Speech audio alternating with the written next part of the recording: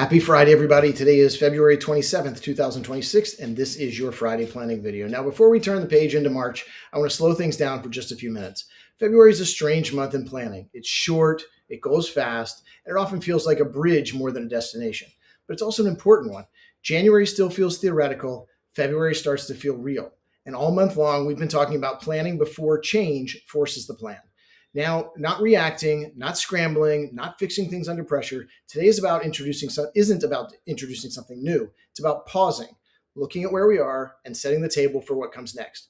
Because March is a pivot month, and how you enter March matters more than most people realize. This is the time when estimates turn into reality. Up until now, many planning conversations are still built on estimates. We say things like, I think income was going to look like this, or I think cash flow is fine. I think savings are on track. March is when that starts to change. Tax season forces clarity, not judgment, clarity. Numbers get finalized, reality replaces assumptions, and that shift often brings emotion. Sometimes relief, sometimes surprise, sometimes frustration. That reaction is normal, but here's the trap I see every year. People treat tax season like it's a finish line. They think, once this is done, I can stop thinking about money for a while. That's backward. Tax season isn't the end of planning.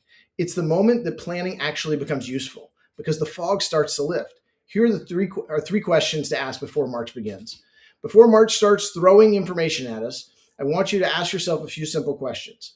These aren't technical questions, they're human questions. First, how does your plan feel right now? Not on paper, not in theory, but in real life. Does money feel calm? Does it feel tight? Does it feel manageable but fragile? These feelings matter, they're signals. Second question, where have you been reacting instead of deciding? Now, reaction isn't failure, it's information. Reacting to expenses, reacting to headlines, reacting to uncertainty, that tells us where structure might help. Third, what are you hoping March brings clarity to? Income, cash flow, direction? Because March brings clarity, whether we're ready for it or not. What is February really for? Good planning isn't about eliminating uncertainty. That's not possible. Good planning is about reducing decision pressure. It's about knowing that when new information shows up, and it will, you're not starting from scratch. You have a framework, you have priorities, you have a plan that can absorb reality instead of being shaken by it. That's what February is really about. Not doing everything, not fixing everything, just making sure you're not walking into the next phase unprepared. As we close out February and the tax pre-series, let's preview the March series. March is where the conversation shifts. We stop asking what might happen and start asking, now that we know this, what should we do? Next month, we're going to start talking about how to read new information without overreacting, how to separate signals from noise, and how to turn clarity into action calmly. Not because something is wrong, but because this is when planning actually works best.